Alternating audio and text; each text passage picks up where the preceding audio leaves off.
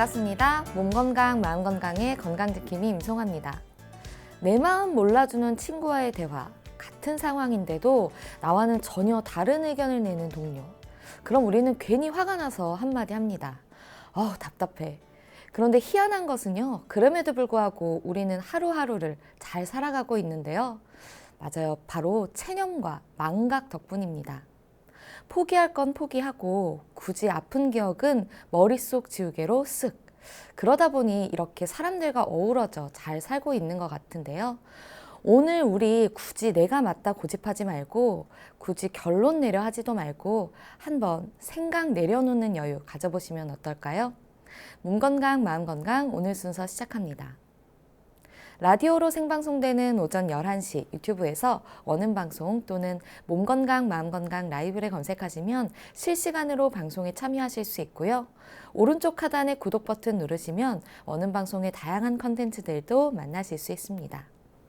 오늘 몸 건강, 마음 건강 서울시 서초구 서초 아이누리 한의원 황만기 박사님과 함께합니다. 건강 상담 원하시는 분들은 전화 주세요. 서울 02-823-2000번 서울 전화 02-823-2000번이고요. 문자 상담도 가능합니다. 샵 8970 우물정 누르시고 8970으로 보내주시면 됩니다.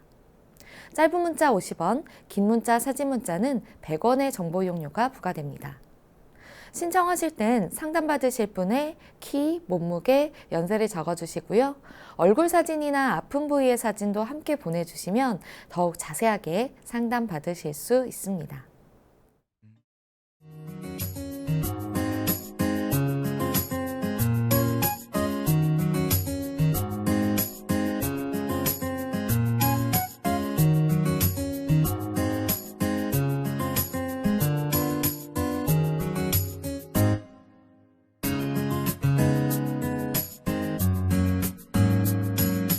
몸 건강, 마음 건강.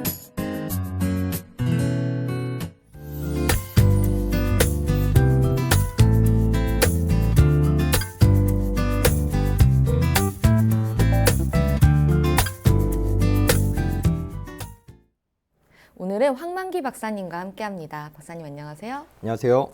네, 오늘 어떤 내용을 준비해 주셨나요? 오늘은 반복적인 중이염 성향을 보이는 어린이들에 대한 과학적인 예방 그리고 과학적인 치료적 근거를 갖춘 한의학적 치료법을 미니 강의 주제로 잡아보았습니다. 네, 진짜 아이들은 중이염이 왜 이렇게 잘 걸리는지 모르겠어요. 꼭 감기 걸려서 좀 심하게 앓으면 중이염 왔다고 그렇게 말씀하시는 부모님들이 많거든요. 그러면 중이염에 대해서 좀 어떻게 관리를 해야 될지 알아보면 좋을 것 같은데 먼저 어떤 질환인지를 설명을 좀 해주시죠. 아기들이 왜 특히 중이염에 성인들에 비해서 압도적으로 많이 시달리는지에 대해서는 제가 귀의 구조와 관련되어서 좀 이따 설명 말씀을 드릴 것이고 우선 이제 중이염의 정의서부터 중이염이 어떤 병인지에 대해서 말씀을 드려보도록 하겠습니다. 네. 중이염은 영어로는 오타이티스 미디어라고 하거나 팀퍼나이티스라고 표현하는 중이, 귀는 이제 조금 이따 설명드리겠지만 바깥귀인 외이와 중간귀인 중이와 안쪽귀, 속귀라고 하는 네이로 구분이 되어 있는데 가운데 쪽에 염증이 생겨 있는 거죠. 귀의 가운데 쪽에 염증이 생겨 있는 모든 상황을 중이염이라고 한다라고 일단 이해하시면 좋으실 것 같고요. 어린이들한테 그리고 청소년들한테 제일 많이 호발하는 세균성 감염의 양상입니다. 그러니까 세균이 많이 침범을 아기들한테 하고 이렇게 어른들한테도 하는데 제일 많이 감염의 형태로 병증화되는 게 중이염이란 얘기죠. 네. 그런데 어머님들이 이제 속상해하시는 게 이제 바로 그 다음 단계 때문에 이제 속상해하시고 이제 고민하시는데 어쩔 수 없이 항생제를 써야 되거나 어쩔 수 없이 튜브를 박는 수술을 해야 되는 가장 많은 원인을 제공하는 게 바로 이 중이염이다. 그러니까 중이염에 대해서 좀 잘 정확하게 지식을 알고 계실 필요가 있을 것 같고요. 네. 일반 역학 조사에 의하면 중이염은 아주 어린 신생아 시기에는 별로 안 생겨요. 그러다가 출생한 지 만 6개월 차서부터 6, 7개월 차서부터 갑자기 중이염이 급증하기 시작합니다. 네. 왜 그럴까요? 왜 그럴까요? 어머님이 아기들한테 이렇게 출산을 하면서 주신 선물이 있어요. 그 선천 면역이라고 하거든요. 그러니까 이거 갖고 기본 건강의 미천으로 삼아라 네. 라고 하는 선천 면역을 주는데 그게 대부분 6개월에서 7개월이면 거의 고갈 상태에 이릅니다. 아. 그래서 처음 6개월 동안은 7개월 동안은 잘 안 아프다가 6, 7개월 차 넘어가면서부터 갑자기 감기 치레를 계속 끊임없이 반복을 하게 될 수밖에 없는 형편인 거죠. 그런데 특히나 더 허약한 아기들은 6개월 차, 7개월 차서부터 감기를 앓으니까 중이염으로 많이 파급이 되겠죠. 합병증으로. 그래서 중이염 이완율도 감기 이완율과 더불어서 갑자기 6개월서부터 폭증을 하기 시작하고 특히 어린이집과 관련돼서 지금 이제 그래도 안온한 환경이잖아요. 집 안은. 네. 근데 한 만 2돌 넘어가면서부터 이제 어린이집에 보내기 시작합니다. 그래서 우리나라 건강보험 심사평가원 통계에 의하면 만 2돌 무렵에 가장 중이염 발병률이 압도적으로 1등이 되는 연령대다.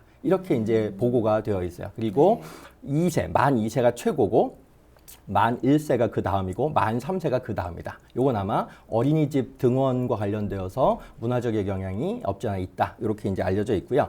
모든 소아에 대한민국 모든 소아 4명 중에 3명, 그러니까 거의 75%죠. 만 3돌 이하에서 한 번 이상 중이염을 앓게 돼 있다고 보고가 되어 있습니다. 그리고 우리나라 현재의 만 2세에서 만 5세 정도 사이에 있는 아주 어린 꼬꼬마 아기들이죠. 그 아기들의 20% 정도가 기본적으로 삼출성 중이염을 가지고 있다. 유병률이 20%다. 그러니까 5명 중에 1명이 일단 딱 보면은 일단 삼출성 중이염인 상태니까 네. 중이염이 정말 어마어마하게 많이 이렇게 보편화되어 있다라고 생각할 정도로 유병률이 나오고 있습니다. 네. 그리고 이게 뭐 대부분은 뭐 이렇게 적절한 처치를 통해서 관리를 통해서 잘 회복되고 후유증도 전혀 없지만 물론 이제 자주 반복되는 게 문제이긴 하고 오늘의 주제이긴 하지만 네. 이게 합병증으로 좀 운 나쁜 경우 그리고 아주 허약한 경우에는 좀 이행되는 경우가 있어요. 2가지 대표적인 합병증이 뭐냐면 좀 이따도 더 설명드리겠지만 난청하고 뇌수막염입니다. 네. 뇌수막염. 그러니까 2개 내 감염이 이루어지게 귀 속의 염증이 뇌 속으로도 파급이 되는 거죠. 그러면 이제 의식이 이제 없어지는 그리고 막 경련이 일어날 수도 있는 그런 엄청난 고열이 뜰 수도 있고 그런 상황이 될 수도 있고 난청이 사실은 굉장히 더 흔한 합병증인데 난청에서 난청으로만 끝나는 게 아니고 귀가 안 들리면 아기들은 아까 제가 2세, 3세, 1세 뭐 이런 어떤 아기들이 주로 많이 걸린다라고 했는데 그런 아기들이 한창 말 배우는 시기잖아요. 네. 근데 난청이 돼버리면 난청이 되는 중이염에 자주 이환이 돼버리면 어떻게 되겠습니까? 언어 학습이 잘 안 되겠죠. 그러니까 오럴로 말로 하는 학습도 표현 언어도 떨어지는 거죠. 수용 언어 기능이 떨어지니까 표현 언어 기능도 떨어질 수밖에 없고 그러니까 말을 늦게 배우니까 당연히 학습 능력이 떨어지고 전반적인 발달 장애에 영향을 미칠 수가 있다. 그러니까 중이염을 그냥 만만하게 보셔서는 사실은 합병증을 고려하면 안 된다는 의미인 거죠. 그리고 대부분 중이염은 굉장히 종류가 많은데 네. 임상적으로 흔히 맞닥뜨리게 되는 중이염은 딱 2가지입니다. 급성 중이염, 삼출성 중이염. 아마 들어보셨을 거예요. 근데 급성의 기준이 있습니다. 만 3주입니다. 만 3주 이내로 이렇게 그때는 이제 세균이 좀 우세한 시기여서 통증을 엄청나게 심하게 나타내게 됩니다. 그러니까 아기들은 어리니까 통증을 나 아파라고 얘기 못 하니까 엄청나게 보채고 밤에 잠 잘 못 자고 이렇게 이렇게 좀 낑낑거리는 거. 그리고 열 많이 뜨고 이런 이제 특징적인 양상들을 급성 중이염 상황에서 보이고 삼출성 중이염은 중이에 원래 중이는 공기가 들어차 있는 공간이어야 되거든요. 근데 거기에 삼출액이 물이 들어차 있는 거예요. 그러니까 이제 전도 속도가 떨어지니까 난청을 유발하는 게 바로 이 삼출성 중이염 때 많이 생기는 건데 이때는 통증이나 고열은 별로 없어요. 그런데 이제 잘 안 들리니까 본인이 잘 못 들으니까 크게 얘기를 하고 막 좀 큰 애기들 같은 경우에는 그런 상황이 발생을 할 수가 있고 특히 임상적으로 한의원에서 제가 늘 많이 보는 매일매일 보는 애기들이 삼출성 중이염이 만성화된 애기들입니다. 그러니까 항생제를 써도 잘 이제 좋아지지 않고 계속 반복되는 패턴을 근본적으로 체질 개선하기 위해서 주로 많이 오시는데 이 만성의 기준은 3개월입니다. 그러니까 3개월 이상 삼출성 중이염이 회복이 안 되고 안 낫고 있는 경우 이게 굉장히 많거든요. 그러니까 그러니까 이런 부분에 대해서 어떻게 하면 과학적으로 예방할 수 있는지, 과학적으로 치료할 수 있는지에 대한 근거를, 논문들을 많이 갖춘 한의학적인 치료법을 제가 후반부에 말씀을 드려보도록 하겠습니다. 네. 근데 뭐 내이염, 외이염 이런 건 잘 못 들어봤거든요. 그럼 어쨌든 이 중이라는 부분에 뭔가 염증이 잘 생긴다는 얘기인 것 같은데 이 중이는 그럼 어디에 있는 것인지 왜 여기에 이렇게 자꾸 염증이 나는지 네, 궁금하거든요. 예, 일단 구조와 기능적 관점에서 네. 제가 이제 구조적 관점은 조금 이따 말씀드리고 기능적 관점, 귀의 기능은 딱 두 가지입니다. Hearing and balance. 네. 그러니까 듣고 평형을 맞추는 거, 균형을 맞추는 거. 요게 이제 두 가지 중요한 기능인데 그 중요한 기능을 가능하게 하는 해부학적 구조를 제가 또 이제 말씀을 드릴 텐데 아까 모두에 설명을 드렸던 것처럼 귀는 딱 세 부분으로 구별이 되어 있어요. 바깥쪽 귀, 고막 네. 귓바퀴서부터 고막까지를 외이라고 하고 그 다음에 고막서부터 달팽이관까지를 중이, 미들 이어라고 하고 오늘의 주제이죠. 그리고 달팽이관을 포함해가지고 속귀가 있습니다. 네. 이렇게 전정기관, 세반고리관이라고 들어보셨을 거예요. 그리고 청세포에서 청신경을 이렇게 분지를 하는데 청신경까지 포함해가지고 이거를 내이라고 표현합니다. 그런데 오늘의 주제인 중이라고 하는 게 굉장히 중요한 것이 코하고 귀가 연결돼 있다는 사실을 혹시 아시나요? 아, 네. 코하고 귀는 연결되어 있습니다. 그래서 감기 걸리면 중이염이 되는 거예요. 왜 그런지를 조금 이따 더 설명을 드릴 텐데 네. 우선 청력과 관련돼 히어링과 관련되어서 고막이 이제 소리 자극이 되면 고막이 이렇게 진동을 해요. 고막을 영어로 이어드럼이라고 합니다. 귀가 귀의 드럼처럼 이렇게 울리는 거죠. 네. 그러면 그 옆에 있는 뼈로 이제 그 소리 진동이 전달이 되고 그 뼈가 달팽이관으로 연결되어 있어요. 그래서 달팽이관에 청세포가 있거든요. 그쪽으로 소리 진동이 가고 다시 청신경으로 연결돼가지고 뇌로 가는 겁니다. 네. 소리 정보가 이제 전달이 되는 건데 그런 역할을 하기 위해서는 중이가 공기로 들어차 있어야 되고 바깥쪽에 있는 대기하고 기압이 똑같아야 되는 게 정상귀입니다. 아. 그런데 염증이 생기거나 이렇게 알레르기 때문에 삼출액 아니면 세균 감염이 돼가지고 삼출액이 많이 이렇게 퍼져 있게 되면은 기압이 달라지겠죠. 그래서 대부분 청력이 떨어져서 난청으로 가는 겁니다. 어쨌든 그렇게 네. 일단 이해하시고 중요한 해부학적 기관이 하나 또 있습니다. 아니 코하고 귀가 연결돼 있다는 거를 우리가 언제부터 알게 됐지? 라고 생각하실 수 있잖아요. 아마 네. 생물 시간에 옛날에 이거 뭐지? 라고 하면서도 외우셨을 이름인데 코와 귀를 연결하는 관이 유스타키오관이라고 합니다. 아마 들어봤어요. 들어보셨을 거예요. 유스타키오. 유스타키오관. 네. 유스타키오가 원래 중세 시대 때 1400, 500년대 정도에 이탈리아의 아주 유명한 해부학자이자 의사였어요. 그래서 교황의 건강을 이렇게 담당한 시의였죠. 네. 어의, 우리나라로 따지면 어의 같은 이분이 코하고 귀가 이렇게 연결이 돼 있었네? 그래서 관을 발견한 거예요. 그래서 유스타키오 관이라고 하고 정식 명칭은 이관, 귀에 관이 있다. 귀관이라고도 표현하고 아니면은 인두하고 고실이 연결돼 있다 그래서 인두고실관이라고 하는데 어쨌든 귀인두관이 이제 일반 해부학적 명칭입니다. 어쨌든 요게 굉장히 중요한데 네. 요게 두 가지 역할을 합니다. 아까 말씀드렸던 대기압하고 네. 중위의 압력을 기압을 조정하는 압력 조절 역할을 하고 귀에도 노폐물이 쌓일 거 아니겠어요. 귀에도 염증이 생기니까 노폐물이 네. 쌓이겠죠. 그거를 코로 내보냅니다. 귀는 고막이 있으니까 내보낼 수가 없잖아요. 바깥으로. 고막이 내보내는 순간 그건 뚫리는 거니까. 네. 그럴 수가 없으니까 코로 연결되어 있는 유스타키오관을 통해서 코로 귀의 노폐물을 내보내는 거거든요. 그러니까 유스타키오관이 막히거나 하게 되면 노폐물 배출이 안 되니까 염증이 더 심해질 조건을 형성하겠죠. 네. 어쨌든 유스타키오관이 굉장히 중요한 역할을 하는데 대부분 그런 삼출액이 오랫동안 있는 상태여서 난청을 유발하는 점에서 문제를 야기시키고 그 다음에 삼출액이 있고 유스타키오관이 막힘으로써 점액이 배출이 안 되고 노폐물이 배출이 안 되니까 그것 때문에 염증이 더 심해지는 그래서 네. 중이염으로 가는 그리고 삼출액과 세균이 혼합되어 있는 경우에는 더 심해질 수 있는 그런 조건을 형성한다. 그래서 이렇게 기억하시면 좋을 것 같아요. 세균의 활동과 제가 점액이 안 배출돼가지고 문제가 되는 두 가지를 얘기를 드렸는데 세균의 활동이 우세한 상황을 아까 좀 전에 말씀드렸던 급성중이염. 그럼 이제 열도 나고 막 아프고 막 이런 거죠. 근데 세균 상황은 좀 이렇게 완화가 됐는데 삼출액이 배출이 안 되는 게 문제가 된다. 그러면 이제 삼출성 중이염이고 요게 주로 항생제도 반응을 안 하고 만성화 패턴을 겪는 그래서 임상적으로 한의원에서 많이 보게 되는 이런 패턴으로 정리를 해볼 수가 있는 겁니다. 네. 근데 중이염이 꼭 아이들에게만 잘 생기기도 하고 이게 정말 많은 아이들에게 생기기도 하고 하는데 결국 중이염이 생기는 원인은 무엇인가요? 예, 어린 애기들한테 중이염이 특별히 많이 생기는 네. 그런 이유부터 먼저 말씀을 드리려고 하는데 아까 제가 유스타키오관 얘기를 했잖아요. 이게 네. 굉장히 중요하다고. 애기들은 유스타키오관이 귀인두관이 어른들에 비해서 짧아요. 그러니까 세균이 코에 염증, 감기를 일으킨 세균이 쉽게 타고 올라갈 수 있다는 얘기죠. 짧으니까. 그리고 이게 원래 어른은 귀가 코보다 높게 있거든요. 그러니까 배출이 잘 쉽게 그냥 네. 중력을 받아 쉽게 될 수 있는데 애기들은 그게 이렇게 아래로 내려오는 해부학적 구조가 아니고 수평이에요.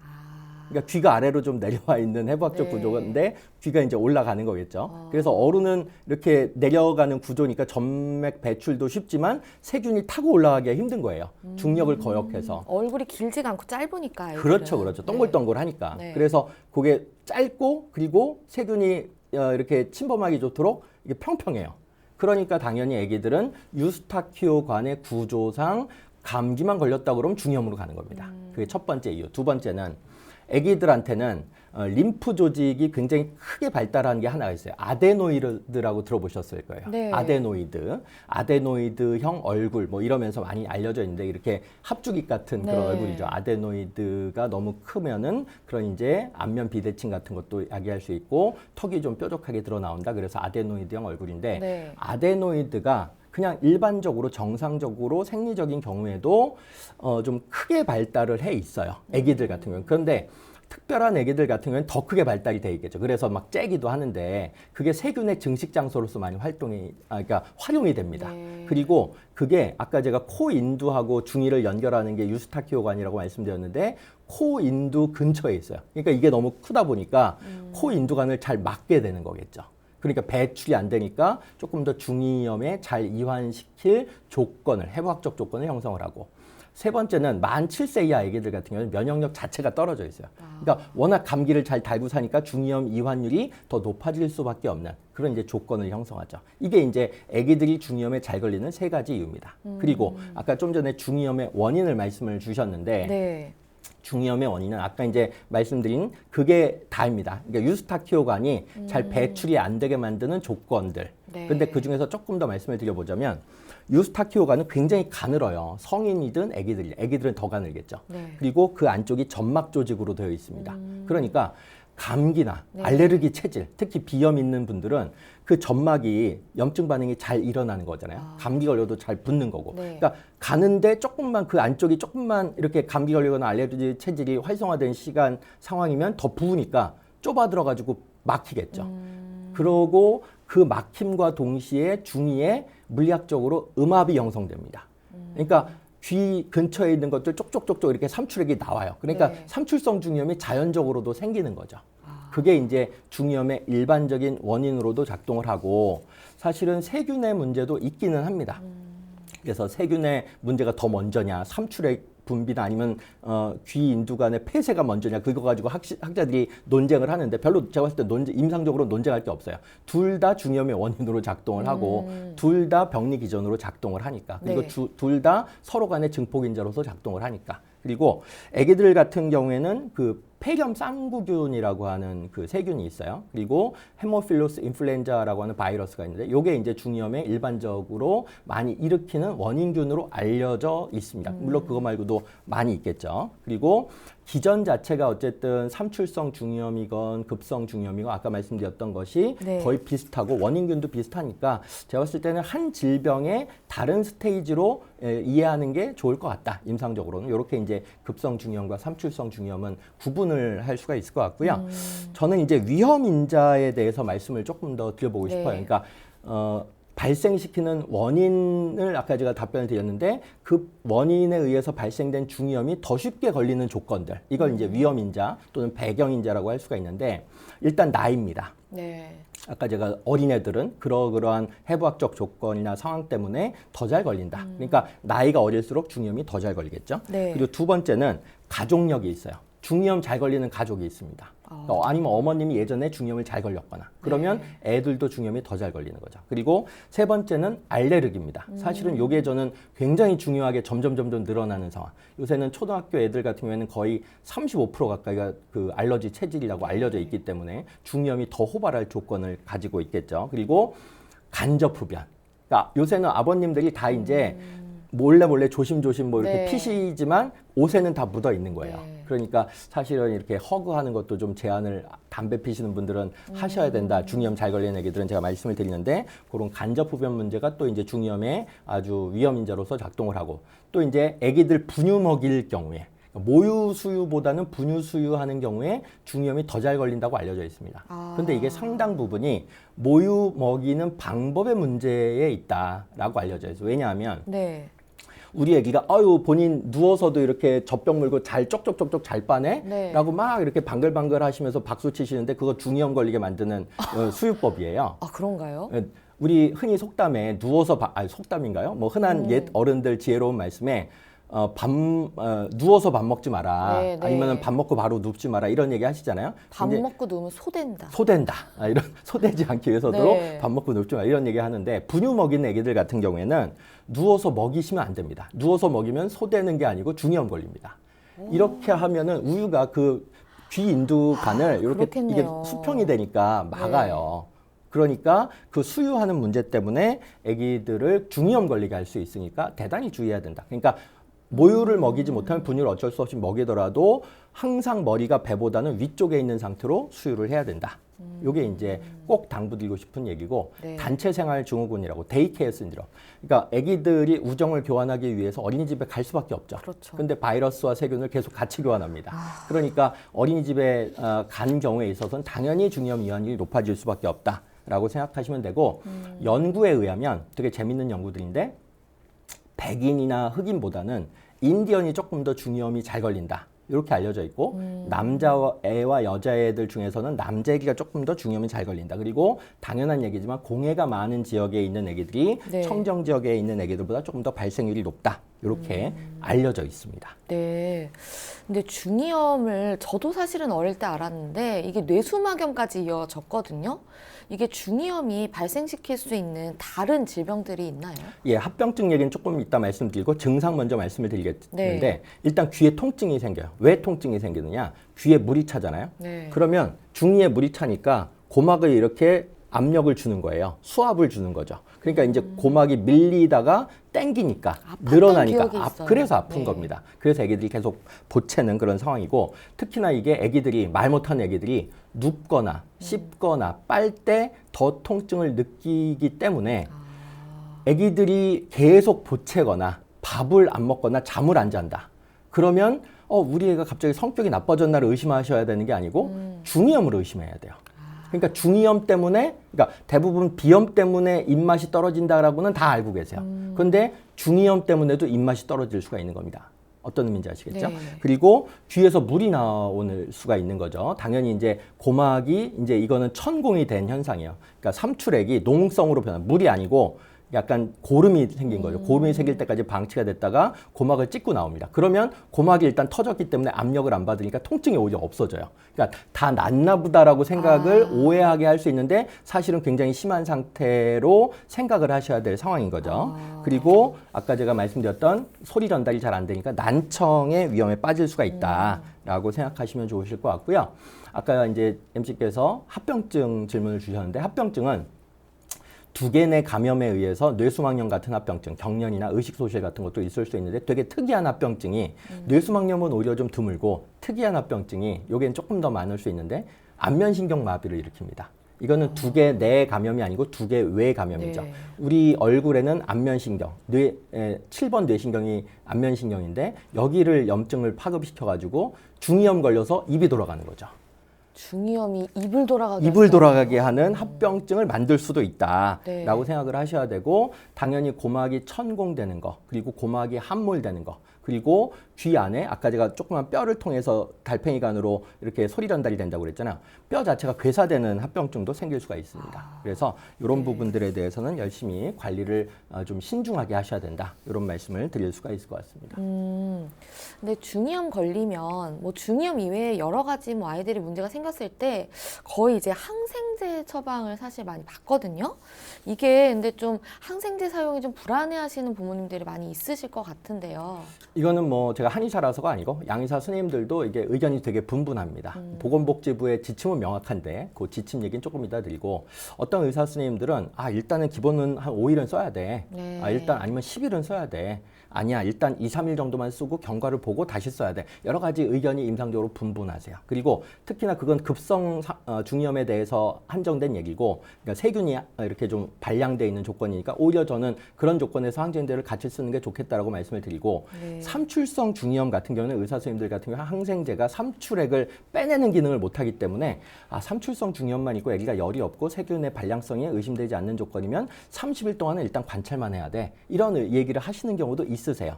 그런데 우리나라 보건복지부의 입장을 가능하게 한 우리나라 보건복지부는 가급적이면 항생제 사용률을 줄이려고 하거든요. 네. 왜냐하면 급성 중이염에 대해서 아기들에게 항생제를 쓰는 거에 대한 적정성 평가를 했었을 때 매년 하거든요. 네. 우리나라는 중이염 걸리면 거의 83%가 항생제를 씁니다.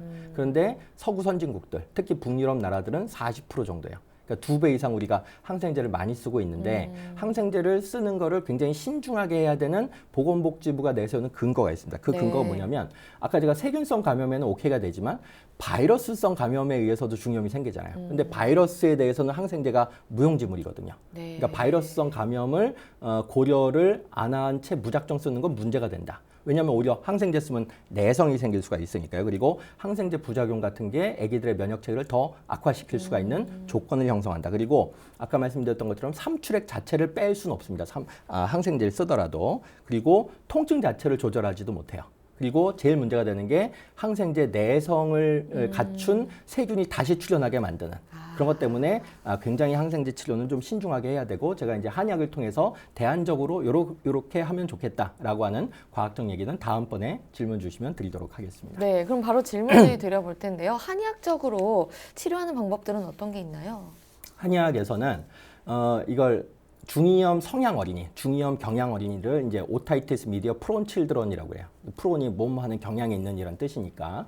그러니까 그런 아기들에게 붙여지는 한의학적인 병명은 폐계 허야가, 호흡기계 허야가입니다. 그러니까 감기 자체가 잘 걸리는, 1년 내내 감기를 앓고 사는 아기들이 결국 중이염에 잘 걸리니까 그 바탕이 되는 인자, 그러니까 병증으로서 중이염이 나타난다면 바탕 소자를 써가지고 소증으로서 감기나 알레르기 체질을 개선하는 게 근본적인 치료법이다. 라고 하는 게 이미 이제 저를 포함한 많은 한의사들이 접근하는 방식이 되고요.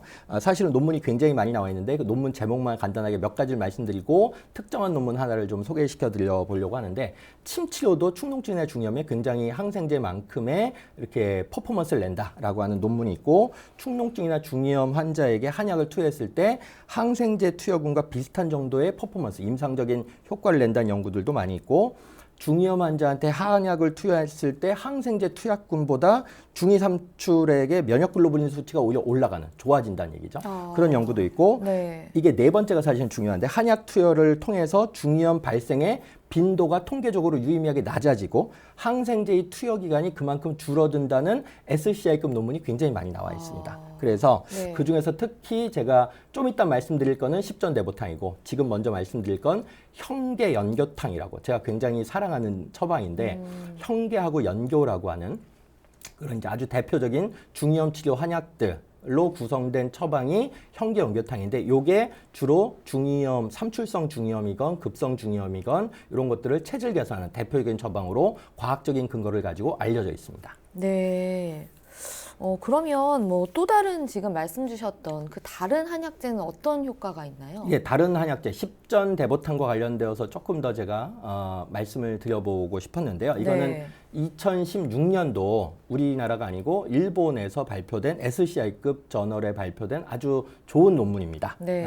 영어를 제가 잘 못하지만 영어로 한번 영어 그 논문 제목을 얘기해 보자면 Randomized Controlled Trial of 십전대보탕 in children with recurrent acute otitis media. 그러니까 중이염이 굉장히 잘 호발하는 아기들에 대해서 십전대보탕을 적절하게 투여했을 때 항생제를만 투여한 군에 비해서 어떤 임상적인 효과를 내는지를 과학적으로 임상시험을 한 이런 논문입니다. 그래서 일본에서는 사실은 양방 의사 선생님들, 거기는 한의사 선생님들이 안 계시기 때문에 네. 양방 의사 선생님들이 중이염 걸린 애들의 80%에서 85%를 한약과 양약을 병용 투약을 합니다. 저도 이런 방식으로 투약을 그런 스테이지에 따라서 하는 게 아기들을 위해서 아기들한테 최선의 이익이겠다 이렇게 생각을 하고 처방을 많이 하는데 이 십전대보탕을 항생제를 투여할 만한 어떤 급성중이염 상황에 있는 아기들에게 네. 항생제만 한 군은 투여를 했고 한 군은 항생제를 투여할 때 투여하더라도 십전대보탕을 계속 먹이면서 투여했어요.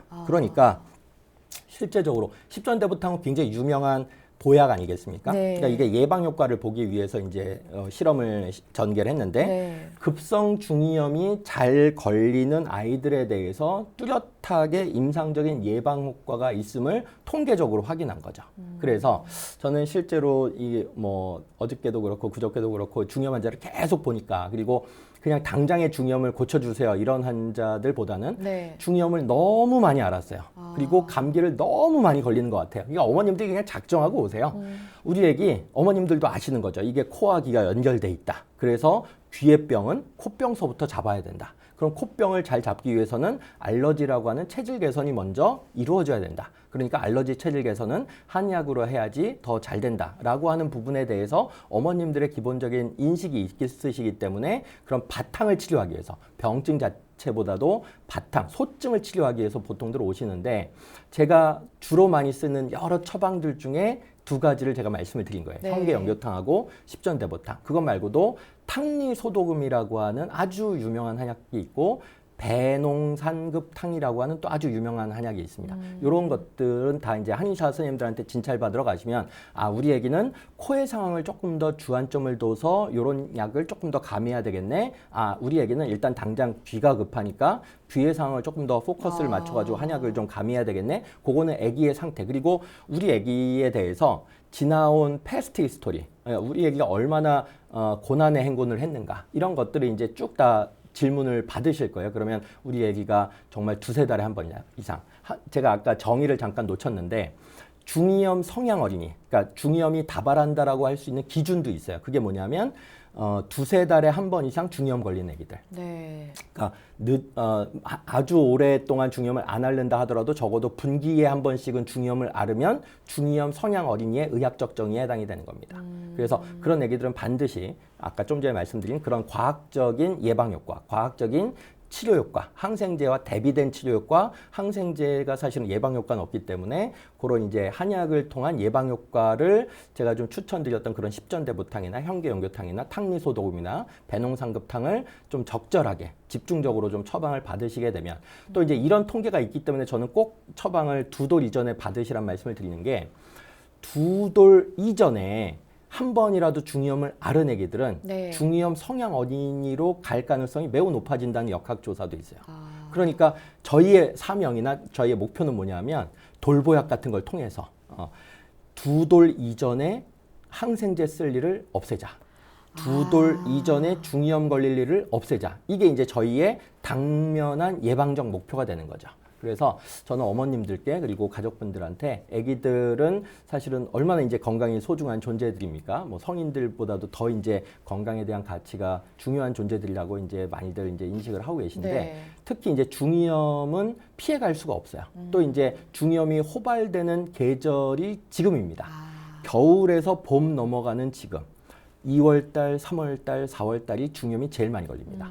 그러니까 특히나 3월달에 많이 걸릴 가능성이 높기 때문에 우리 애기 이번 3월에도 또 중이염 걸릴 것 같아 라고 혹시나 걱정하고 계신 부모님들이 계시면 가까운 한의원에 애기 데리고 진찰 받으러 가셔가지고 코 상황도 한번 보시고 귀 상황도 보시고 목 상황도 보시고 전체적인 체질 상황도 보신 다음에 아기에게 맞는 아기에게 적절한 맞춤 한약 처방을 꼭 받아보실 필요가 있다. 예방적 차원에서도 치료적 차원에서도 이렇게 꼭 권유 말씀을 드려볼 수 있을 것 같습니다.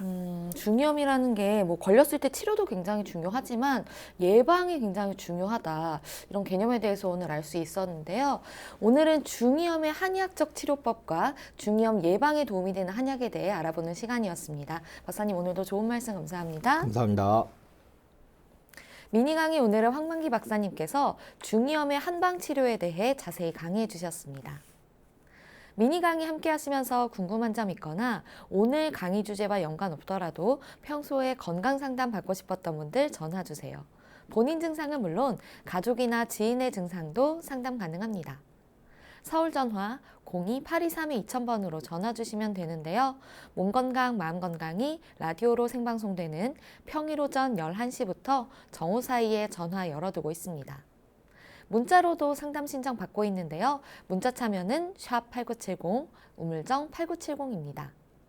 짧은 문자 50원, 긴 문자 사진 문자는 100원의 정보 이용료가 부과됩니다.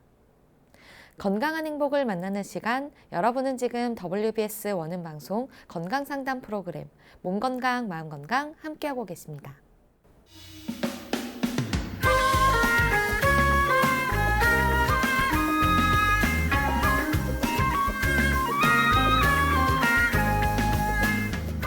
날이면 날마다 찾아오는 시간이 아닙니다. 약이 되고 복이 되는 꿀같은 건강정보 튼튼보감 시간입니다. 오늘 주인공은 결명자입니다. 결명자는 건강에 어떤 도움을 주는지 박사님께 여쭤볼게요. 결명자가 박사님, 우리 몸에 어떤 도움이 되나요? 예, 결명자 저도 늘 즐겨 마시는 차인데요. 결명자 차. 결명자는 눈을 좋게 만드는 가장 대표적인 씨앗이다. 결명자가. 이렇게 일단 이해하시면 좋고 네. 요 이해는 한자어를 풀어보시면 금방 딱 느낌이 오십니다. 결명자. 명자가 밝을 명자입니다. 그러니까 눈을 밝게 만드는 걸 결정하는 씨앗이다. 자자는 씨앗 자자거든요. 그래서 어쨌든 결명자는 눈을 좋게 만드는 씨앗이다. 그런데 오해하시는 경우가 있어요. 아, 결명자가 그럼 눈에 작용을 해서 눈을 밝게 하는구나. 네. 그렇지 않습니다. 결명자는 간에 작용하는 약입니다. 네. 한의학적으로는 간과 눈이 소통하고 있는 장기이고 간의 외현이 눈인 거죠. 그래서 본초학적으로는 결명자가 눈과 관련된 약이 아니고 평간약입니다. 간의 기운을 평화롭게 만들어주는 약이다. 네. 결명자가 평간약이다라고 하는 사실을 저는 꼭 강조드리고 싶고 네. 간의 기능이나 간의 건강의 지표가 그냥 눈이기 때문에 눈 건강에도 좋은 것이다 라고 생각하셔야 되고 동의보감에 허준 선생님이 이렇게 써놨습니다. 육체 피로가 과하거나 정신 피로가 과하거나 음주가 과하면 간을 손상을 시킨다. 그래서 결국 눈의 증상이 드러난다. 눈에 어떤 증상이 드러나느냐? 안정피로, 눈이 막 피로한 거죠. 눈이 막 빠질 것처럼 아프기도 한 그런 이제 통증 같은 것도 나타나고 피로감 같은 것도 나타나고 영풍유루, 바람 맞으면 눈물이 막 줄줄줄 흐르고 그리고 눈이 막 건조해서 따갑기도 하고 안구가 충혈돼 있고 밤에 사물이 잘 분별이 안 되고 야맹증 같은 것도 생기고 그러니까 그때는 결명자를 먹어라. 결명자를 처방해라. 라고 결명자의 효능을 적시를 해놓고 있습니다. 네, 결명자를 굉장히 자주 차로 드신다고 하셨는데 이게 눈 말고 또 어디 건강에 도움이 되나요? 예, 결명자는 사실은 여성분들 중에서 갱년기를 지나고 힘들게 지나고 계신 분들, 특히 네. 화병의 양상이 나타나시는 갱년기 여성분들한테도 상당히 도움이 됩니다. 아까 제가 간의 기능을 조절한다고 그랬잖아요. 네. 그리고 결명자가 좀 찬약이에요. 그래서 간화증, 그래서 간화증이 화병으로 발현된 막 성격이 막 굉장히 제가 변한 것 같아요. 성격이 막 우악스러워지고 막 짜증스러워지고 밤에 잠도 잘 못 자고 가슴이 너무 답답해요. 흉민증 그런 것들이 있었을 때 결명자가 상당히 간화증을 내려준다. 이런 이제 효과에 대해서 말씀을 드릴 수가 있을 것 같고 현대 양리학적으로는 성인병을 예방하는 이렇게 약재로 많이 알려져 있습니다. 뭐냐면 나쁜 콜레스테롤을 배출해 준다. 그리고 혈압을 완화시켜준다. 네. 그래서 고혈압을 비롯한 당뇨병을 비롯한 여러 성인병들의 예방 및 치료 효과가 있다. 이게 이제 밝혀져 있고, 그 다음에 이게 장도 이게 열을 좀 식혀주는 거라고 제가 좀 전에 말씀을 드렸는데, 열이 꽉 뭉쳐가지고 변비가 된 분들이 있어요. 특히 여성분들. 열조 변비라고 하는데, 열이 너무 성해가지고 건조해서 만들어진 변비. 그걸 열조 변비라고 하는데, 열조 변비증에도 씁니다. 특히 씨앗 성분의 한약재들은 대부분 변비에 도움이 되거든요. 그래서 열을 식히는 어떤 작용을 하면서도 씨앗 성분이기 때문에 결명자를 변비에도 쓴다.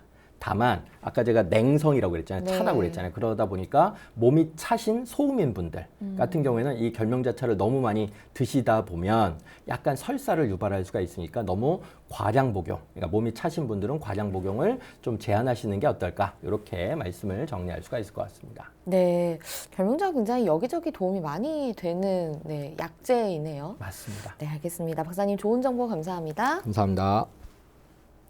튼튼보감 오늘은 결명자에 대해 전해드렸습니다.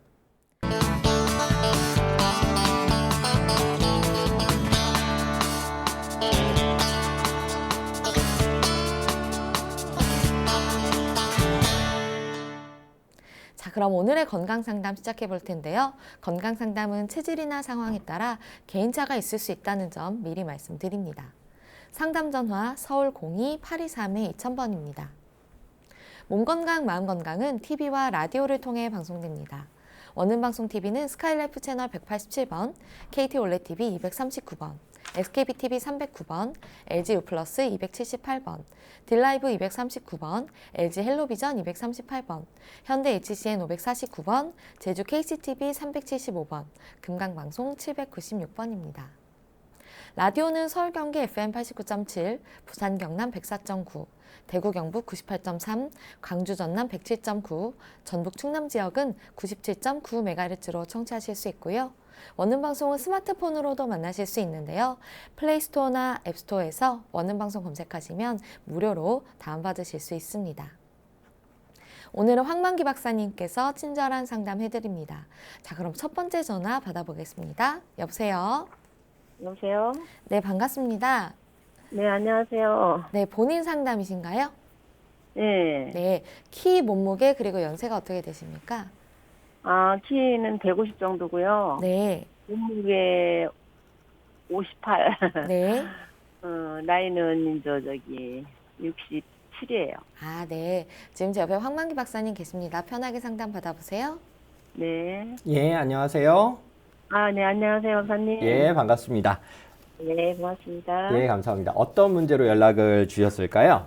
네, 제가 이제 작년 10월부터 좀 감기기가 좀 있었어요. 예, 그래갖고 그게 이제 좀 계속 좀 오래 갔어요. 낫지가 않고 잘 낫지가 지금까지도. 않고, 예. 네, 이 가래가 좀 많이 나오고 가래도 약을 많고. 좀 먹어도 먹어도 그렇고 불편하셨을 것 지금까지 이제 같아요. 지금 조금 난 단계거든요. 예, 그런데 이제 한 2주 전부터 예, 이 가슴이 예, 숨이 막 차고 이렇게 잘 때도 이렇게 쌕쌕 소리가 났었거든요, 옛날에. 예, 지금은 이제 조금 그건 없어진 것 같은데 예, 예, 숨이 막 막히고 막 누가 짓누르는 것 같고 그냥 예, 이렇게 뭐라고 말을 되지 않을 정도로 막 이렇게 답답해요. 예, 그래갖고 그렇게 한참씩 하다 싹 이렇게 사라졌다가 예, 또 그러고 이렇게 해서 하루에 반복해서 한 서너 번 정도 그러거든요. 예, 예, 그래가지고서 이제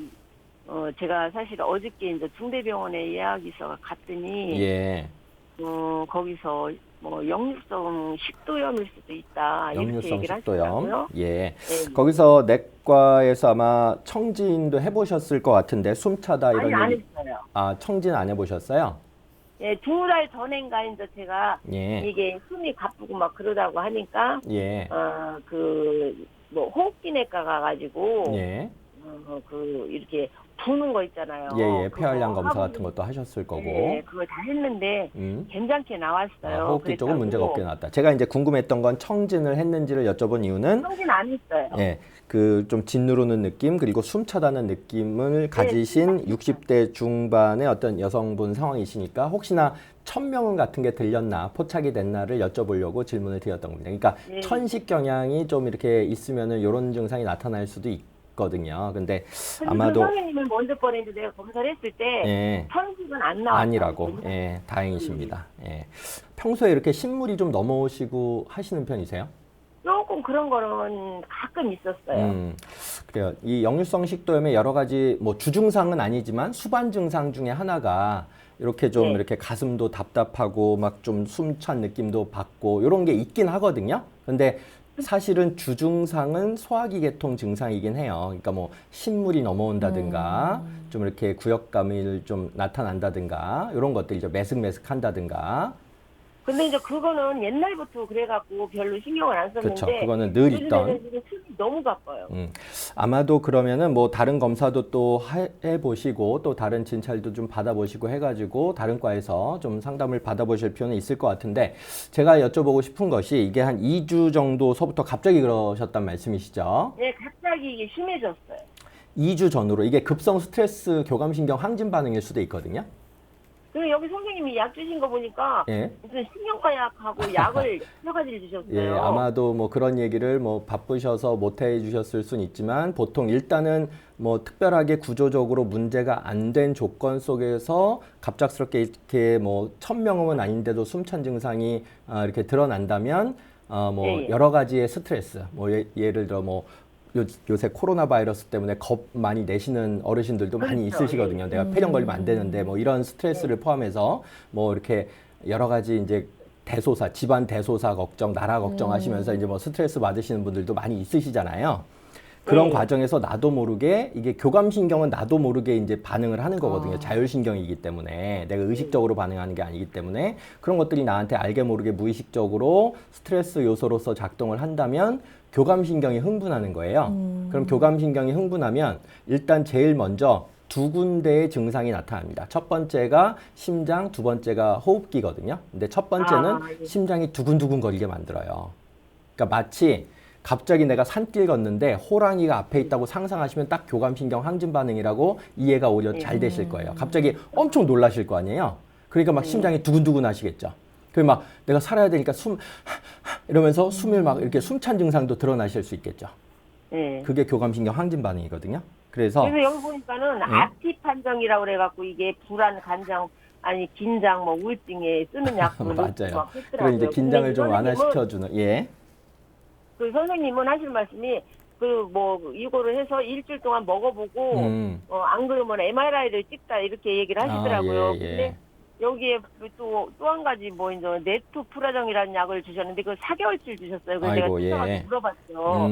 이걸 왜 이렇게 오래 먹어야 되냐? 네. 내가 일주일 있다가 와서 뭐 MRI 찍든지 그렇게 하자고 하면서 그랬더니 예. 그거는 그냥 꾸준히 먹고 예. 일단은 그렇게 보자 이렇게 말씀을 해서 답답해갖고 제가 그래도 뭐 다 이유가 있어서 처방은 해주셨을 거예요. 의사 선생님이 직접 본 의사 선생님이 사실은 제일 그 몸에 대해서는 그 신체적, 심리적 상태에 대해서는 전문가적 소견을 얘기해 주실 수 있는 거니까 사실은 저는 보지 않고 만지지 않고 네. 촉진할 수 없는 조건이니까 이렇게 좀 오히려 제 얘기가 오히려 그 직접 보신 원장님에 비해서는 조금 더 정확성 면에서는 좀 떨어질 수 네. 있는 저는 그냥 가능성 높은 얘기를 드리는 것 뿐인 거죠. 네. 그렇게 이해하시면 좋으실 것 같고요. 어쨌든 저는 뭐 한의사이고 하다 보니까 가까운 한의원 한번 방문하셔가지고 네. 침 치료를 받으면 이렇게 급성 스트레스 반응으로서 교감신경이 흥분한 거를 침 치료가 이렇게 착 이렇게 해기시킨다고 표현하죠. 좀 부드럽게 만들어 줄 수 있거든요. 그러니까 아니 그렇게 그럼 선생님 이게 예. 뭐 신경경색 그런 건 아닌가요? 신경? 신경경색인가 뭐 그런 건 아니에요? 심근경색. 아, 심근경색. 그거는 네네. 제가 봤을 때는 검사를 해야지 나옵니다. 검사를 해야 나오는데 심근경색은 굉장히 초고속으로 진행이 되는 병증. 물론 이제 처음에는 소화기 증상으로 심근경색이 시작이 돼요. 그러니까 심장 두근거림으로 시작되는 게 아니고 마치 네. 체한 것처럼 시작이 되기 때문에 이게 체한 것 같이 오진을 그래갖고. 그래. 오진을 야기시키 딱 좋은 게 심근경색이거든요. 그래서 치료 시기를 놓칠 수가 있는 어떤 좀 위장을 하는 병증이다라고 저희가 표현하는데 만약에 심근경색 뭐 예전에 어떤 혈압에 문제가 있었다거나 고혈압이나 아니면 협심증에 문제가 있었다거나 심근경색에 기왕력이 있었다거나 하신 경우에는 꼭 심근경색을 배제 진단해야 돼요. 그러니까 그게 아닌지를 확인해야 된다는 얘기죠. 네. 그러니까 그럼 그건 어디과로 가서 검사해요? 그것도 심장내과를 가셔야 되는 거예요. 심장내과를 가셔가지고 심근경색이 아닌지도 한번 확인해 보시고 저는 이제 혹시나 급성 스트레스 반응으로서 심장의 두근거림이나 숨참이 나타날 수도 있으니까 침 치료는 아주 빠른 속도로 긴장을 완화시키는데 비약물적 치료로서 가장 추천할 만한 거거든요.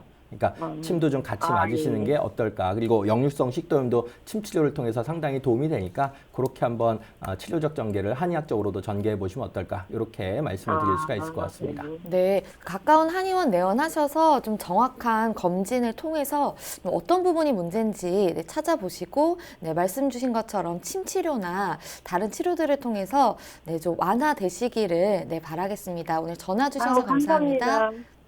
네, 고맙습니다. 감사합니다.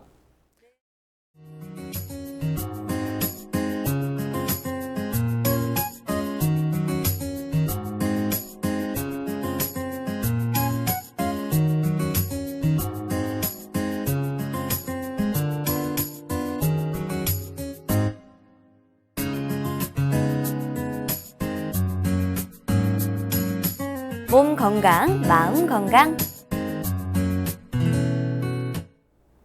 몸 건강, 마음 건강 오늘은 황만기 박사님과 함께했습니다. 박사님 오늘도 좋은 말씀 감사합니다. 감사합니다. 다음 시간엔 한의사 박경수 원장님과 함께할게요. 오늘도 건강한 하루 보내세요.